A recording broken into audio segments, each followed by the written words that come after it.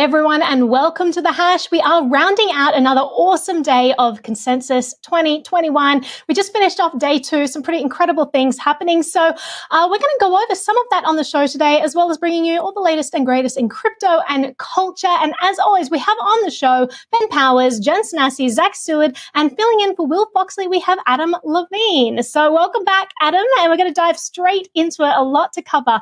So let's start off by talking about Michael Saylor. Zack, what have we got there?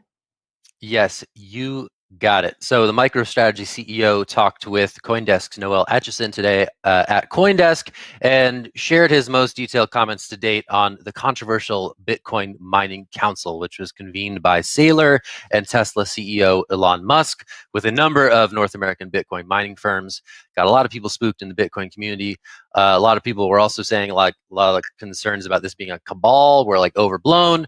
And Saylor's comments were really interesting, and we're going to hear a quick soundbite from the man himself. Here it is.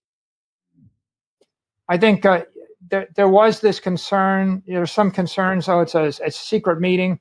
If it's a secret meeting, I wouldn't have told millions of people the next day that it was a secret meeting. Trust me. We told everybody in the world that we had a meeting. And if everybody wants to know what happened in the meeting, what happened in the meeting is Elon met the miners. The miners talked about their approach toward energy and their commitment to sustainability. We asked Elon for his advice about how we might actually manage concerns in the mainstream. We had a detailed conversation about it. We talked about how we might be able to surface better data, and it was very constructive. And then we agreed to do our best to continue to work toward sustainability and similar goals. The conversation and the Bitcoin Mining Council itself obviously comes as environmental concerns around Bitcoin mining really ramp up in the mainstream press in recent weeks. And this was Saylor and a couple other people's attempt to push back on that narrative. The details here were really interesting, a little bit of a behind-the-scenes peek.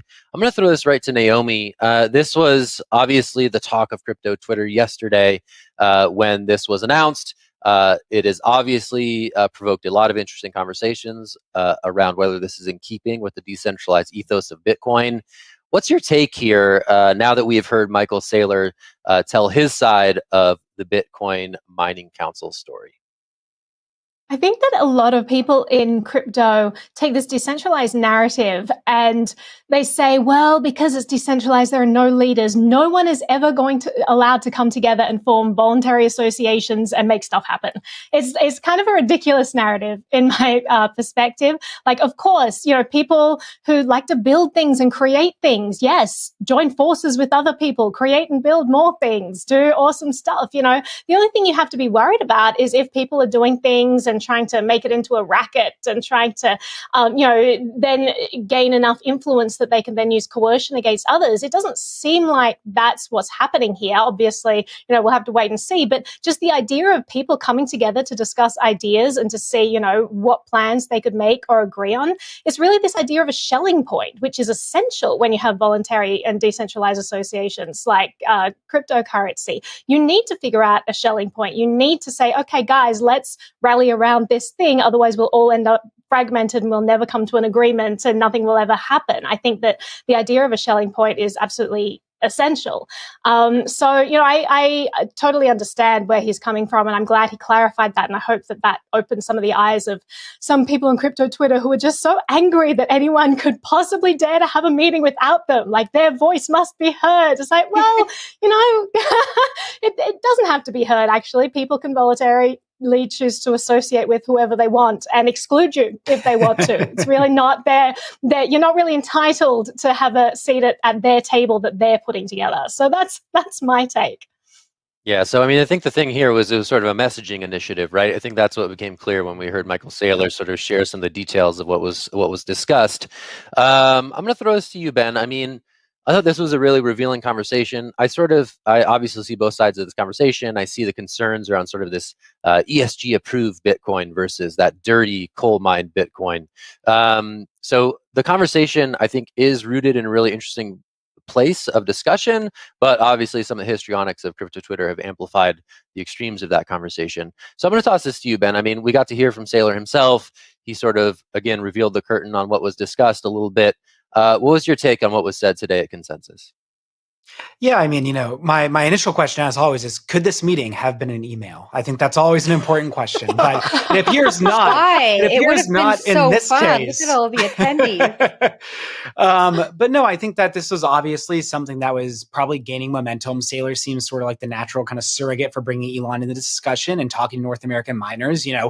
Part of the, again, to Naomi's point, like part of the idea of decentralization is people can talk about these issues together and people can not talk about these issues together. It's absolutely like within their purview to do so. And I think it makes a lot of sense in the world. Sort of what Saylor showed, like with this, kind of on his appearance of Consensus, is that this is a messaging battle, like it's an information battle, it's a misinformation battle. And so kind of speaking with one voice is going to be really important there. And so having further collaboration among disparate parties, I think is going to be really important in that regard. And that's maybe why this is important. Again, I think that sort of, collaboration around like various mining entities and things like that is part and parcel of what we've seen from like lobbying arms come together. What we've seen about more centralized actors within crypto also starting to like lobby the government. So to me, this is like a natural maturation. It doesn't mean everybody's going to be on board. It doesn't mean it's going to be like the speak all for the entire industry, because that's obviously not going to happen. But to me, I think it makes a lot of sense. But Zach, I'll toss it back to you. Threw your hand up there. Yeah, I just want to say, I mean, a little bit of that sort of like, let's set the narrative thing kind of gave me the heebie-jeebies a little bit, right? We're talking about this language that's almost Orwellian, right? Hostile, uninformed criticism that is, not rooted in fact. And we need to set this narrative and make sure that people really understand that Bitcoin is great and the greatest thing since sliced bread. So that to me was a little bit jarring in hearing some of these remarks, but I can understand where that's somewhere in the middle, absolutely. Like it's an energy conversation that needs to happen. You can't just say like, Bitcoin is going to fix all of this period without talking about some of the like core rooted issues around energy consumption on this planet, like, as a hugely important thing in climate change and global warming. Like these are issues that need to be addressed, but it is not just a issue of misinformation. It's a conversation that we really need to have continuously. And so this could be the starting point for that. It's definitely not going to be the end point. Yeah, I mean, assuming positive intent here, right? Establishing a common framework for how we measure energy emissions related to Bitcoin mining is a really important project that needs to happen across the industry. So, giving them the benefit of the doubt, I'm hoping that is what this is going for. But again, some of that language on, correcting the speech of others who may share different views felt a little strange. Jen, I'm going to toss this to you. I saw your hand go up, and I'm really curious for your takes. Well, I just wanted to actually get your guys' opinion. So this morning on First Mover, they had the CEO of Marathon Digital Holdings, and CoinDesk's Lawrence Lewitton asked him if Elon had offered Tesla solar panels to any of the miners as yet. And it got me thinking, like, is there an ulterior motive here? Do you think we could take that far? And when I heard that, I was like, I need to ask you guys on the hash later. Do you think there's something there? Do you think there's something extra there for Elon? Or does he just solely care about the environment and getting us to our global sustainability goals? I don't think anybody solely cares about anything, but that's just me. He cares about the memes. He cares about the memes, the high quality meme content. Adam, I'm going to toss this up to you. I mean, I think you can wrap that into response, but I'm really curious for your take as well.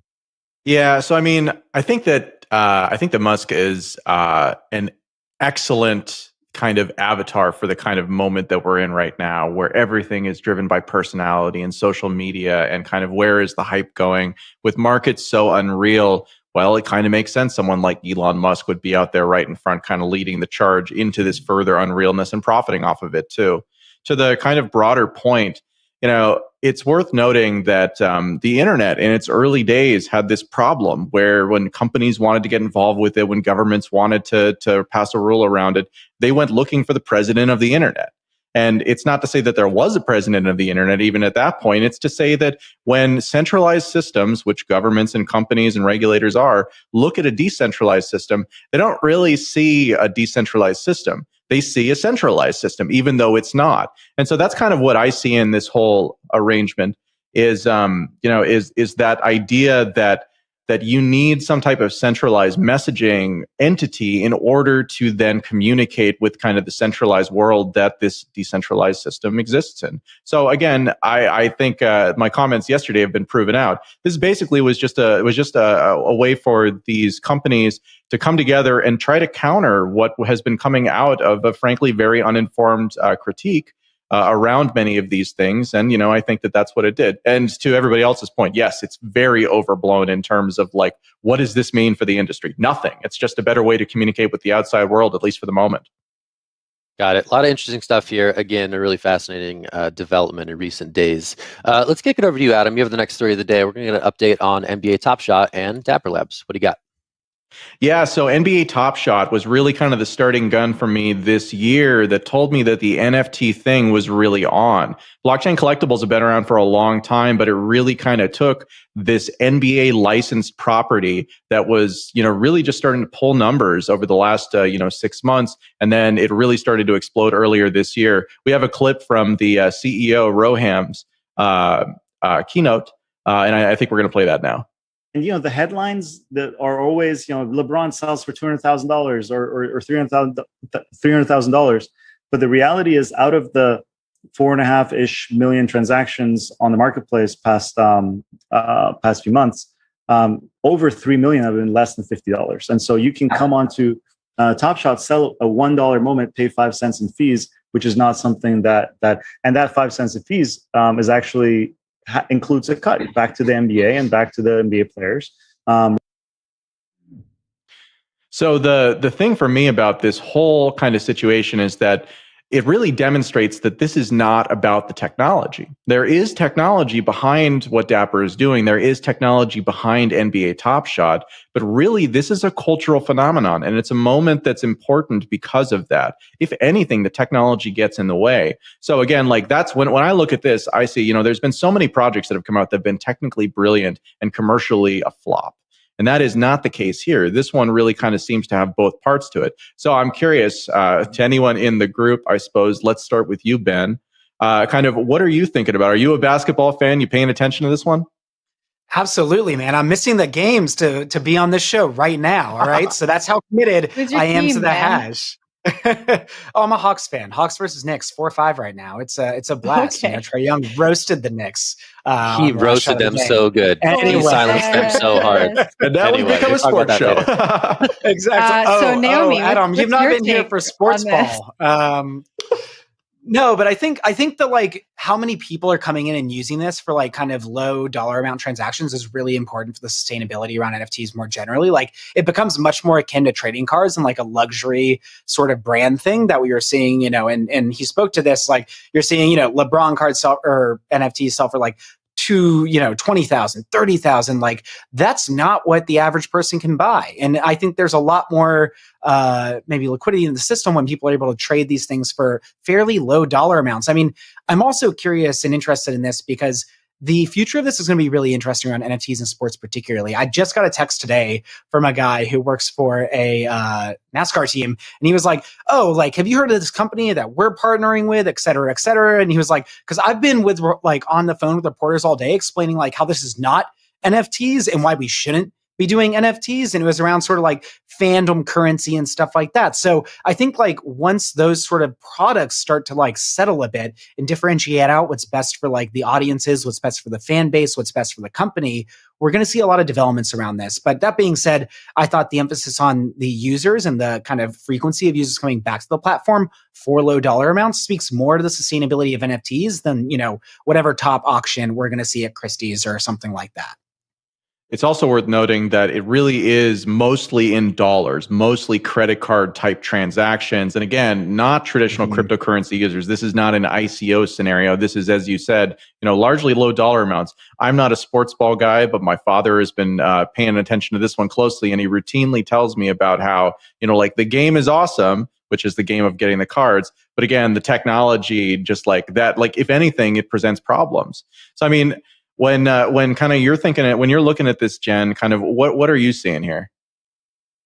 Well, that user experience, the user experience is everything, right? And when I was reading the story, I just thought I would love to put a focus group together of people who are on NBA Top Shot and to ask them, like, do you know about the technology behind it? Do you care?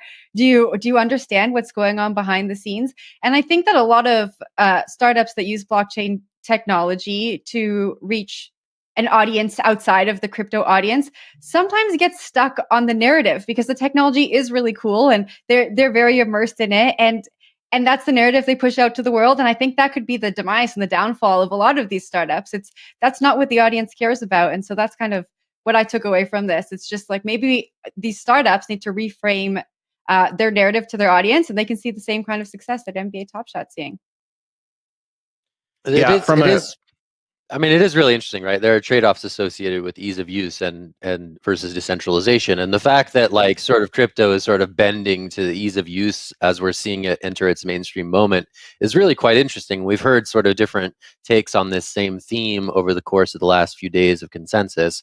Whether it's the Time president talking about the mechanics of computing sunk to the background, the mechanics of blockchain may also sink to the background when mainstream appeal and embrace finally comes. And I think what we're seeing with NBA Top Shot is just that, right? Here's a walled garden that in some respects doesn't carry a lot of the features that a traditional cryptocurrency would, right?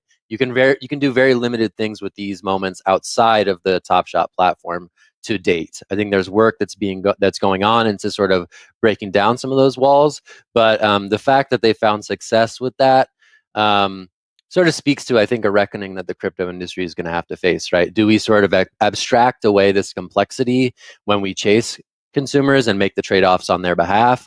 Or do we say, hey, you need to make these trade-offs for yourself? And I think that's going to be really interesting. It's going to be interesting to see that play out over the next couple of years.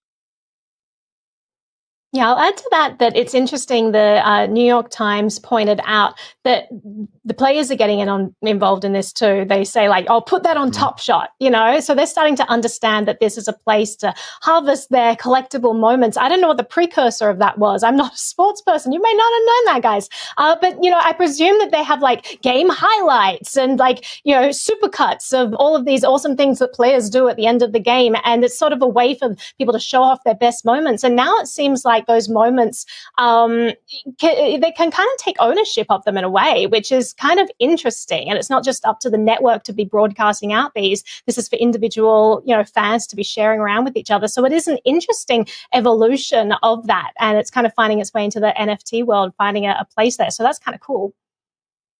It is kind of cool. Posterization is moving to the digital era. And I think, Ben, as an MBA podcast listener, you can feel me on posterizing as a linguistic innovation. I got you. That's exactly what we're trying to do in all the instances. It's all the words, all of the words. All right, we're going to take a quick break. When we get back from the break, we're going to have a special guest join us. It's consensus, so we're doing this thing special. We're going to be joined by crypto OG Bram Cohen, who is the founder of BitTorrent and a number of other projects in the space. His Chia network has been really gaining in buzz over the last couple of months, and we're going to ask him about the future of that project on the heels of a big venture capital raise. Stick with us. It's The Hash. You're great. We love you. We'll be back soon. See you.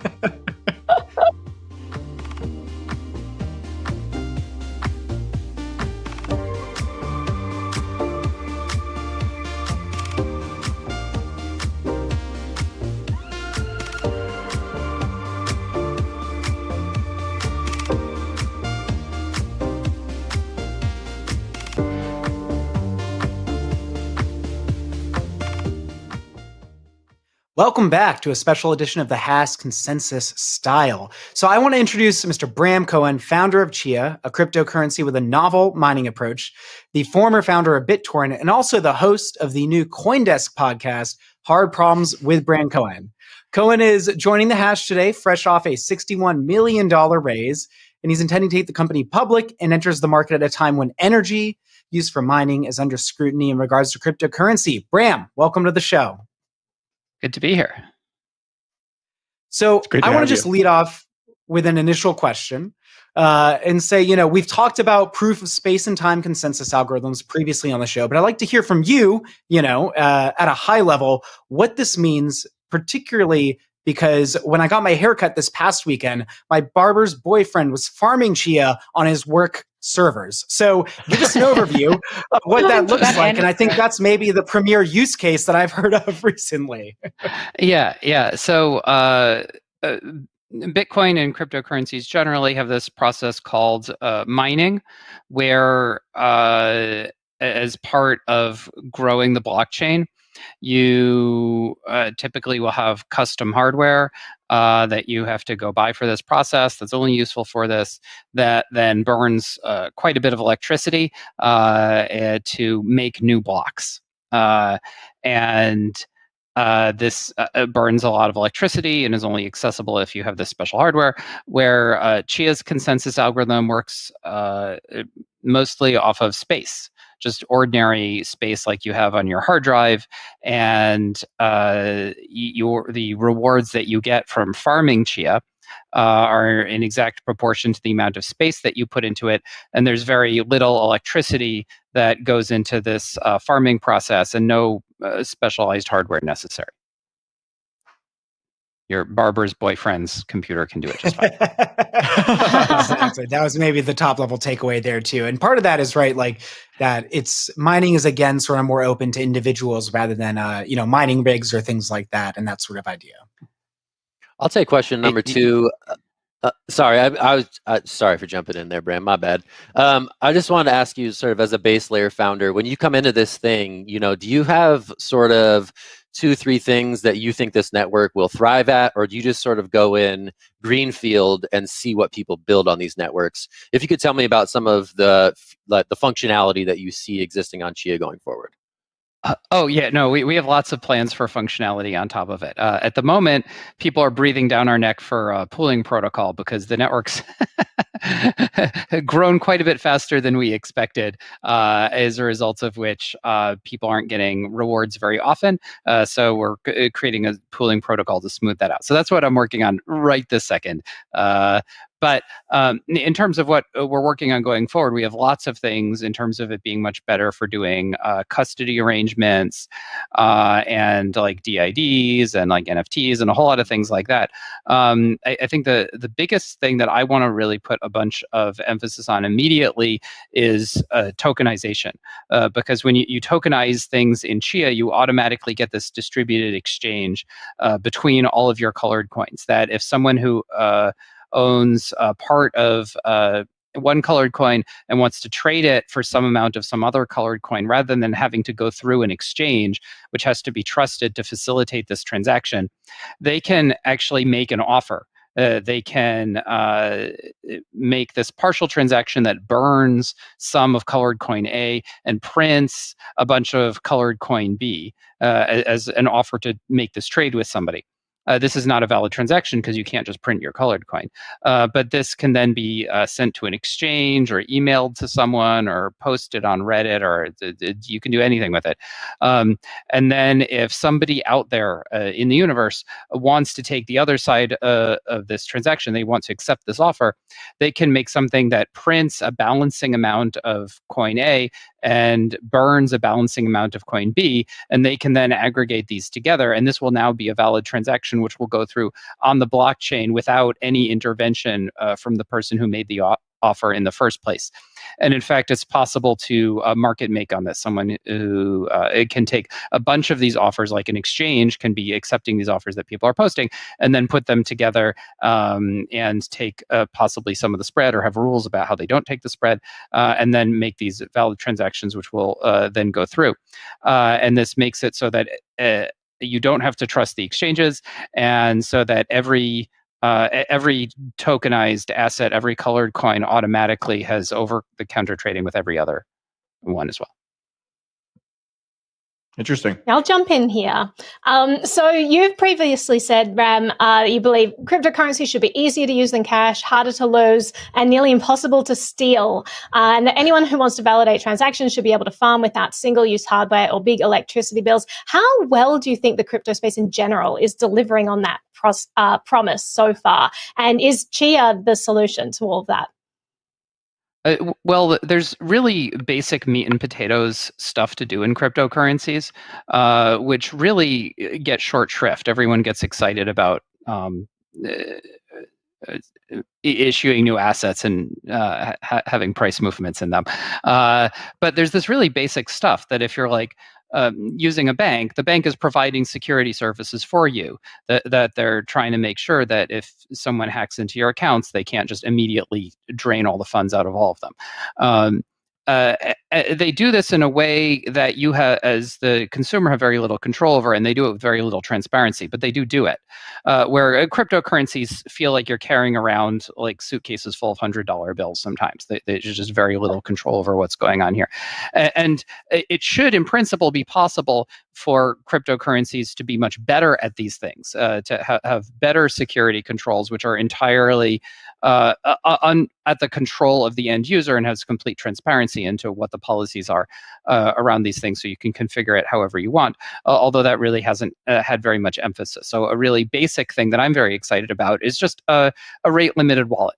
So when people are sending you funds, they're sent directly into this rate limited wallet that you have, that you can only spend money out of at a certain rate using the hotkey. But if it gets hacked, if someone steals your credentials, you can then go into like your safe deposit box or something and get your cold key, which is able to drain the thing completely, so that whoever hacked you is only able to get the amount that they were able to drain in the time period before you went and did this recovery process.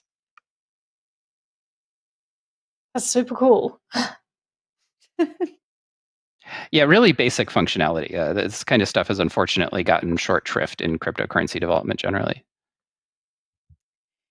So I guess my question is, Chia's been coined kind of the green Bitcoin. And, we've been talking a lot about climate concerns. We saw the North American miners get together with Saylor and Musk. We spoke about it earlier on the show today. I'd love to just hear your thoughts on that committee that was put together and what you think that means for the crypto industry. It just inherently to how mining works is it's kind of horrible. Like, it really is burning a lot of electricity. This is really not very green at all. And it's very clear from that clip that you played earlier that the miners in that meeting, they're thinking of this as a PR problem. They're not really taking this very seriously. It's like how do we get people to stop getting mad at us about this? And the reason why them having a meeting is scary is not just because, oh no, there was a meeting that I wasn't in on. People have gotten mad at me for me having meetings that they weren't in on either. I'm sorry, not the entire world is in on every meeting that I ever have. However, it is the case that there's way fewer Bitcoin miners than you'd really like. It's nowhere near as decentralized as would be preferable. And a handful of them, a literal handful of them, could get together and 51% attack the whole network, no problem. They don't, because that would undermine the value of the whole thing. But it would be trivial for them to do. And that's very scary. So I guess I'll take this in a slightly different direction. So at Consensus yesterday, Ray Dalio said that Bitcoin's greatest danger is its success, implying that as it becomes a real competitor to government-issued currency monopolies, they will necessarily have to respond. And to the degree that it's successful is to the degree that it's endangered by that sort of thing. I know that you have some big ambitions for Chia.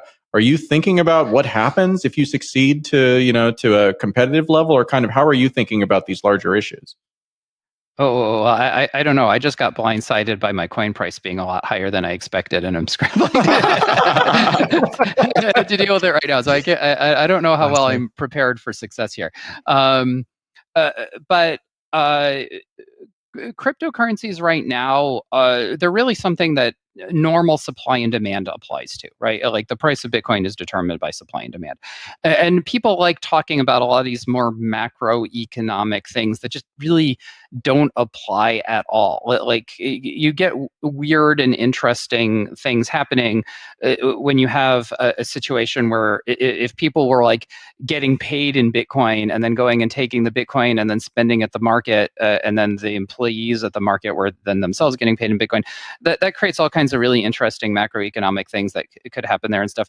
We're not in that world. We're nowhere close to that world. We're in a world today where almost no retail transactions are done using cryptocurrencies.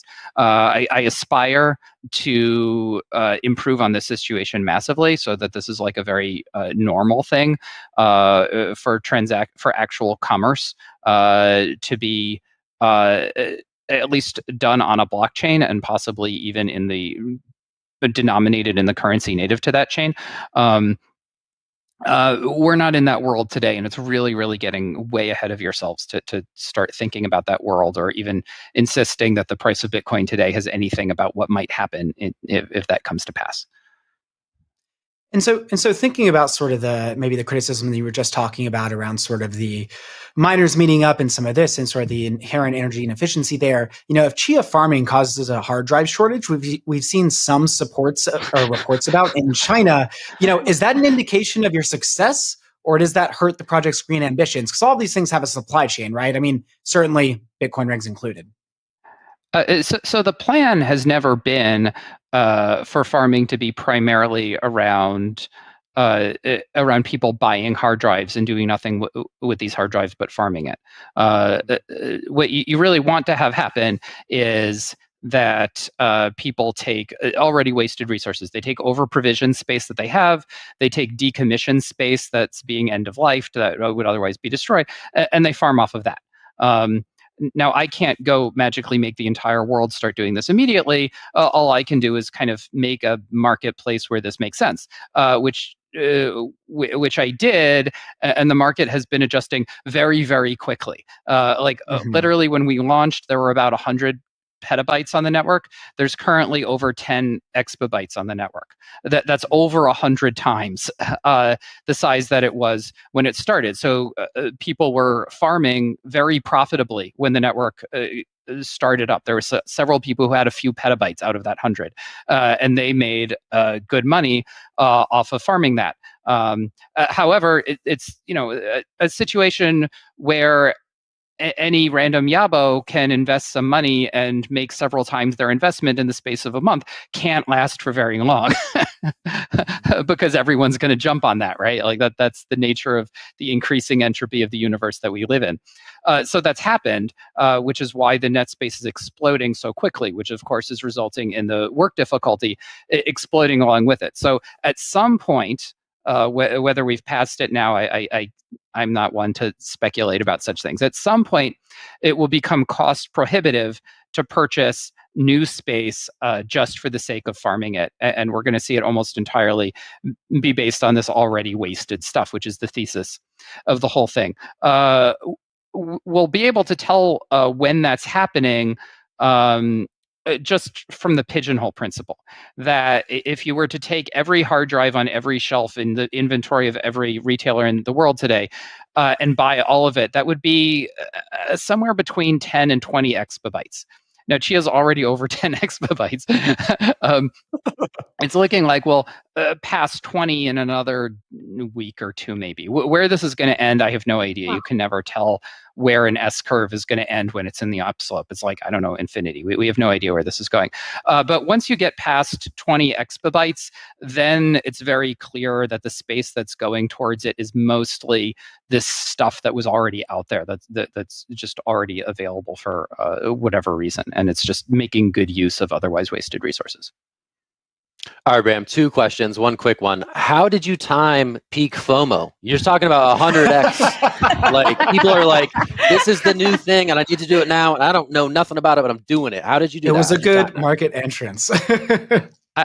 All I can do is light a match. I don't understand this PR thing. Okay, all right. No comment literally, I don't put a big. I don't like.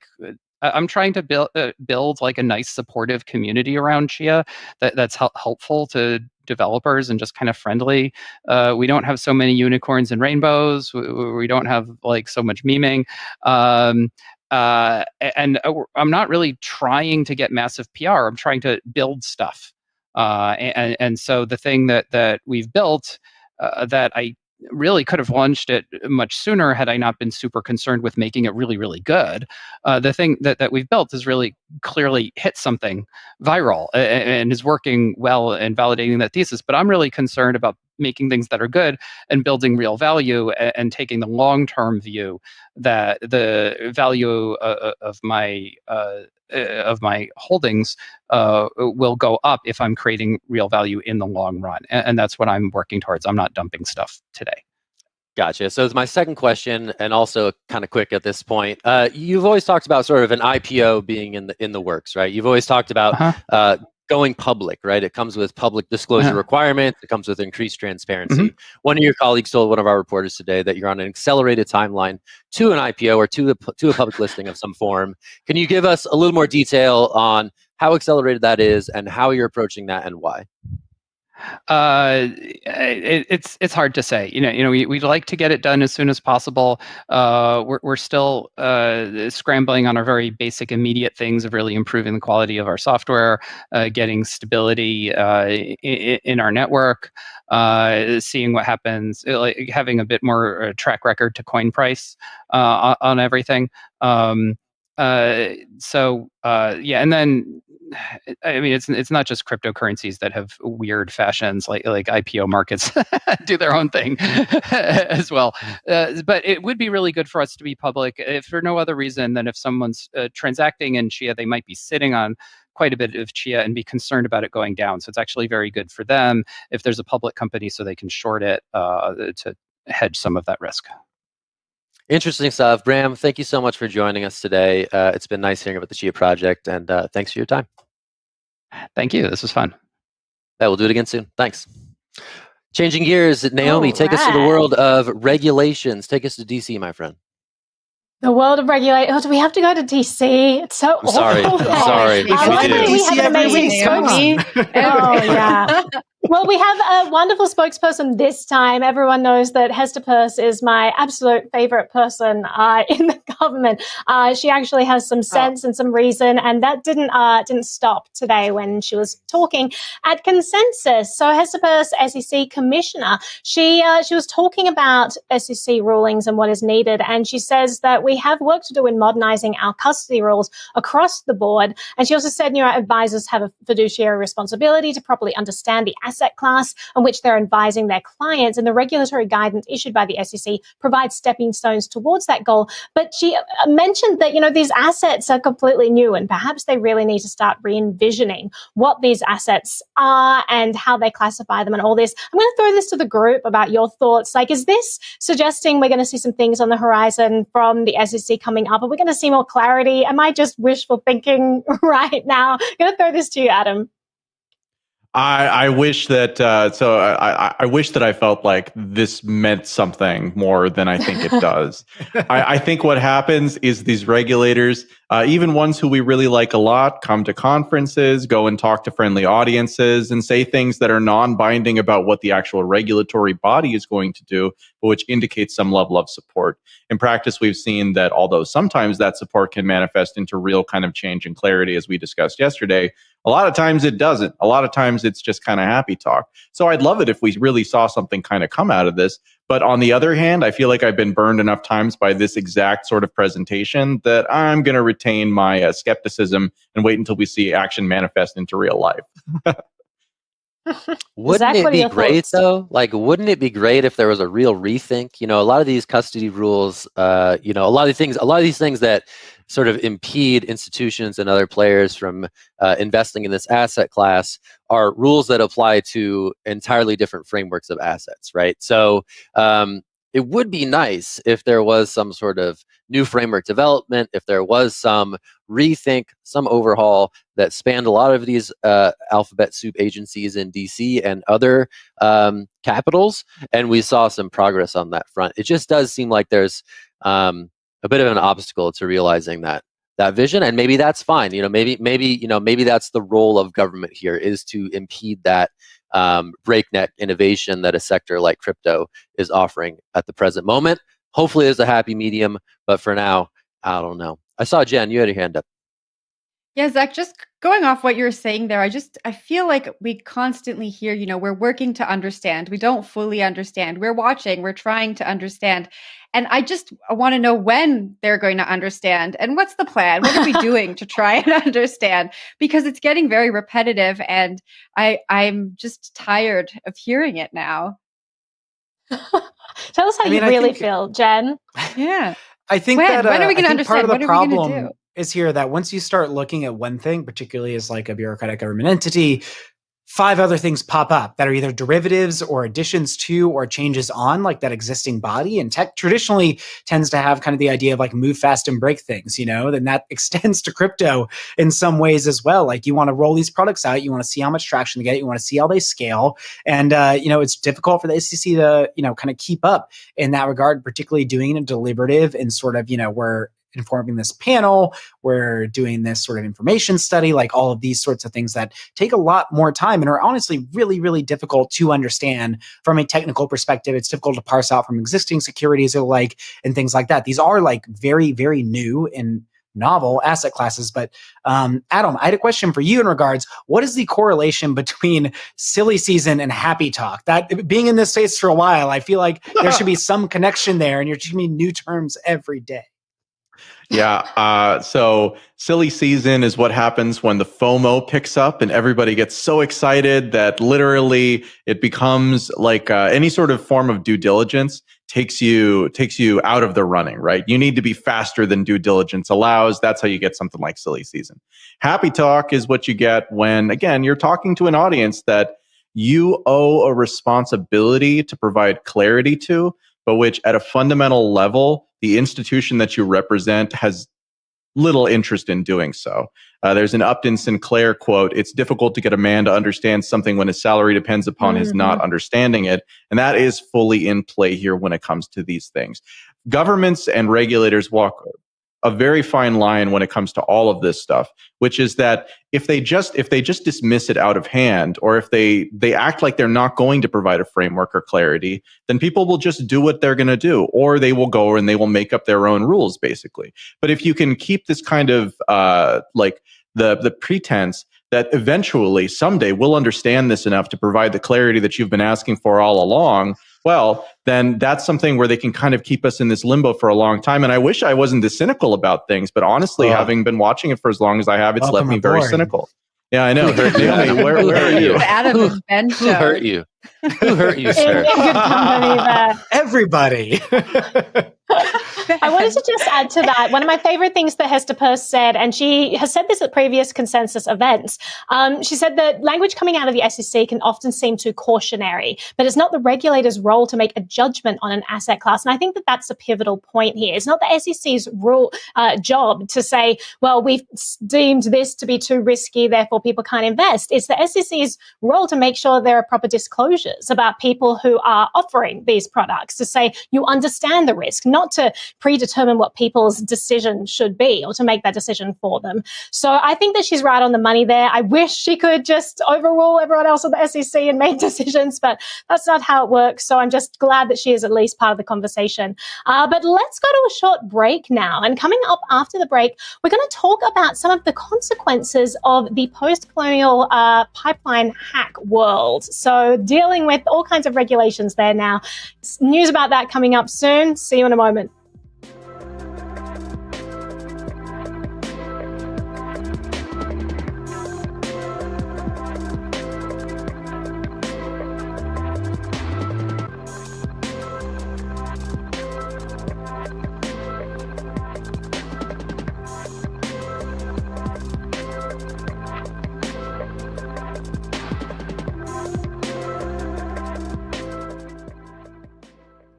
Welcome back to a special edition of The Hash. So, I'm bringing another cybersecurity story to the table today. You know, I never, ever get tired of them, but this one is about the fallout of Colonial Pipelines, one of the major pipelines carrying oil up the East Coast, and the sort of ransomware attack that they experienced a while ago. So, after this happened, the Transportation Security Administration, a DHS unit, will issue a security directive this week requiring pipeline companies to report cyber incidents to federal authorities.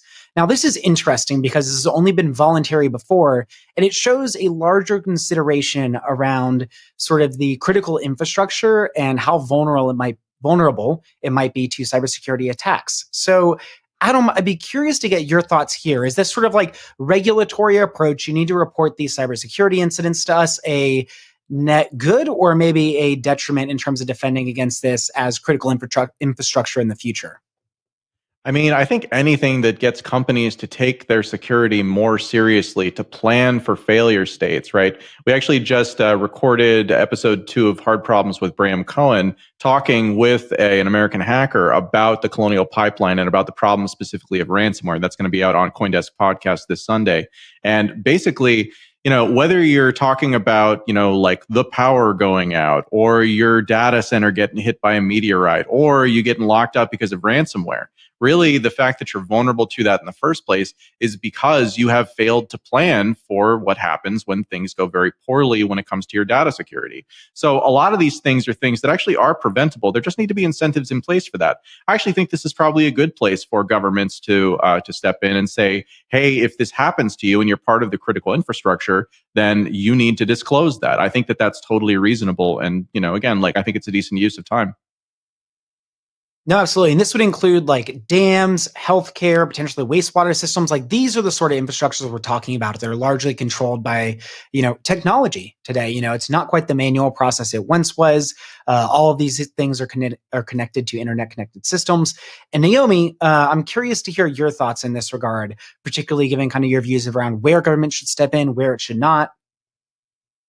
I don't see how it's going to help to report this to a lot of these officers. Generally, they tend to be very backwards technologically, and they tend to make bad decisions based on very limited knowledge. Their area of expertise is generally not in the area that they're actually regulating. So it seems bad to put power in their hands as to, determine best practices for industries that they really don't understand and that they're not specialized in. So I can see it more being like a bureaucratic nightmare than an actual help. That being said, I will echo what Adam said, that I definitely think that companies need to be taking cybersecurity measures a lot more seriously, as we're, well into the age of Internet of Things, and everyone has all these smart devices around their homes. None of these devices have good firewalls. None of them are going to be preventing hackers from accessing your home internet. Once they get through one weak port, then they can access anything on your network. A lot of people don't realize that. And so they have these gaping vulnerabilities in their networks. And obviously industries are no different. You could have a hospital and they might just have a smart thermometer. And that's the way that someone gains access to their entire system because it's hooked up to the same internet. I think a lot of people maybe need education in that area of how to make things more robust. I don't see how the government getting involved with this is actually going to help, but I do hope that they do start to take this seriously because this is an incredibly serious issue.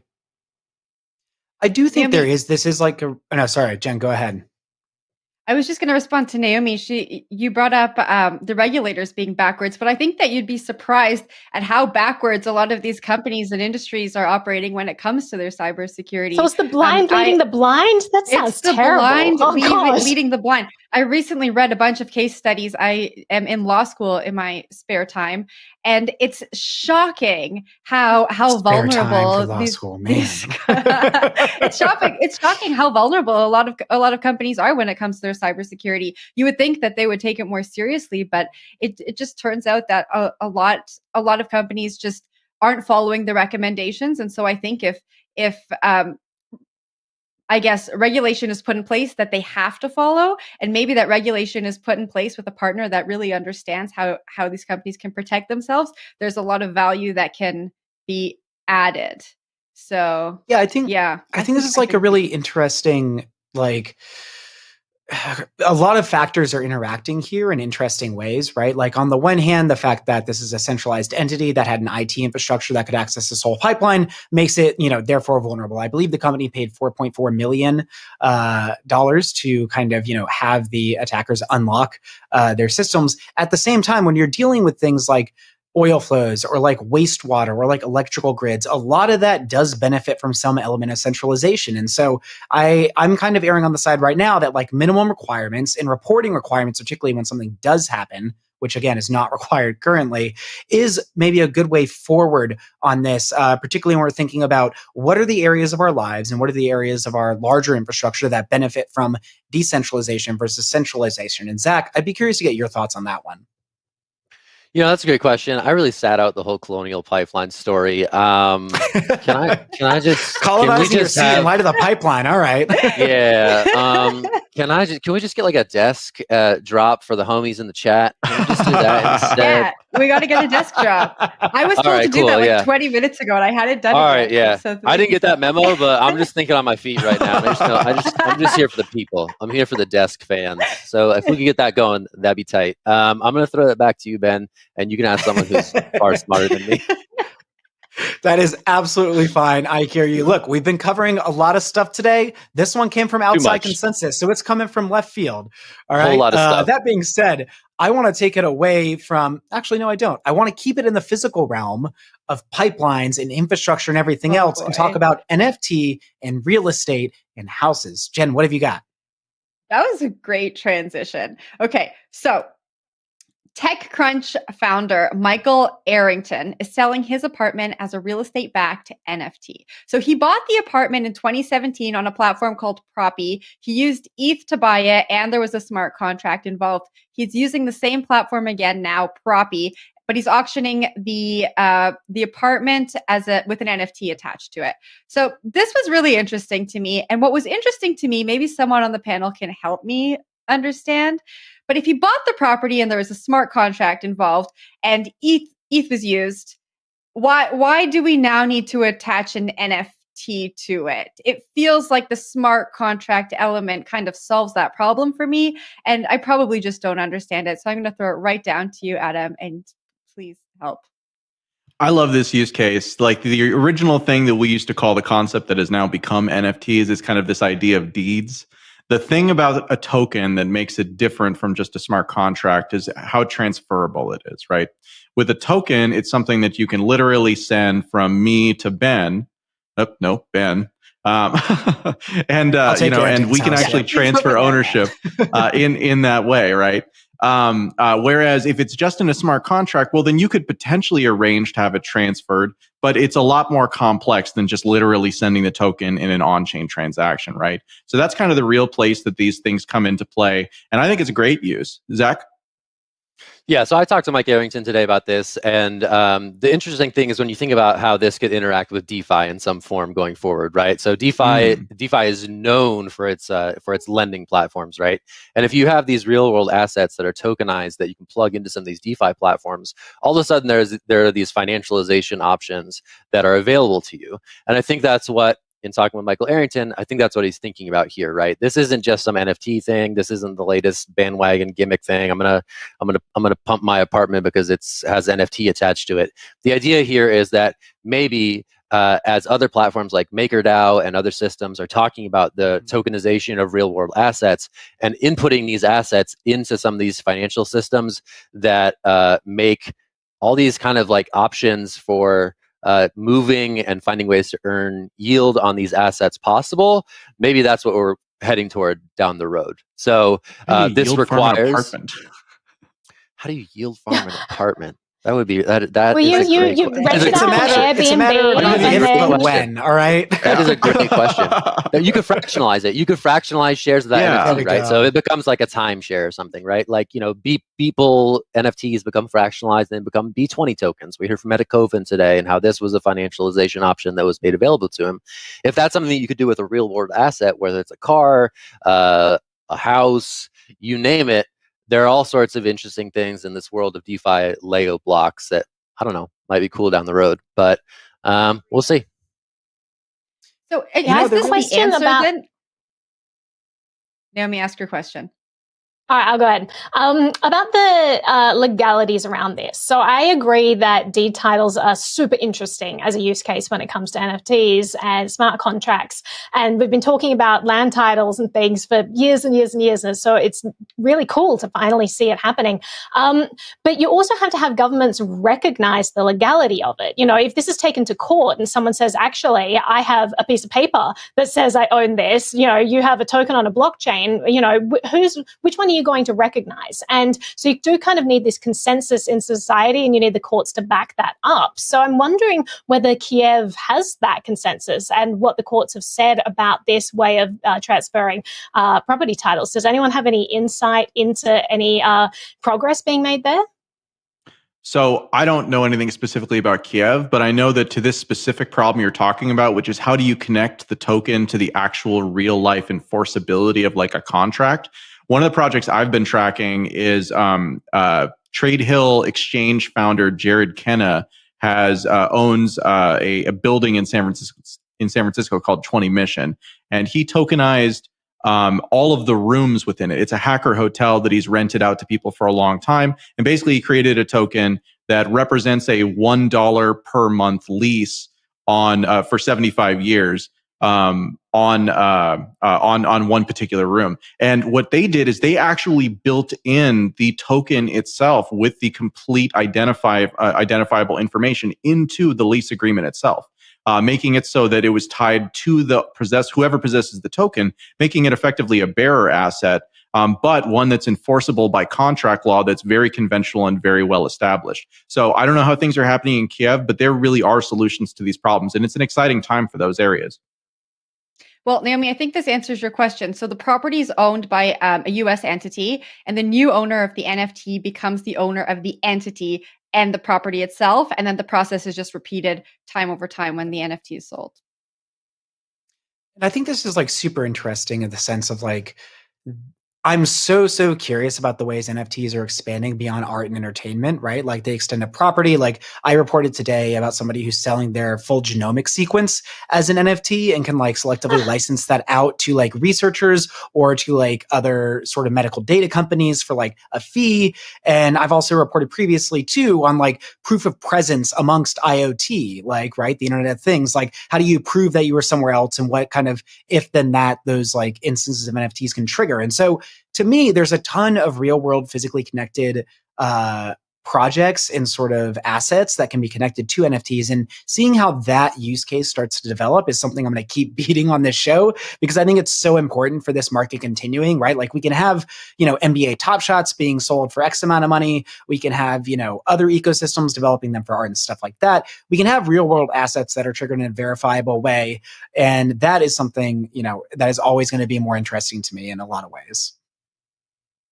On the topic of NFTs, I just want to know, every time we don't have something to say, are we allowed to just request a desk drop for the rest of Consensus? I think for this week alone, that sounds like the vibe at least. We could continue desk as a hash engagement token going forward. This could be a really promising opportunity for desk to live on in some form. Now I'm feeling opportunity cost from being on the show. Won't.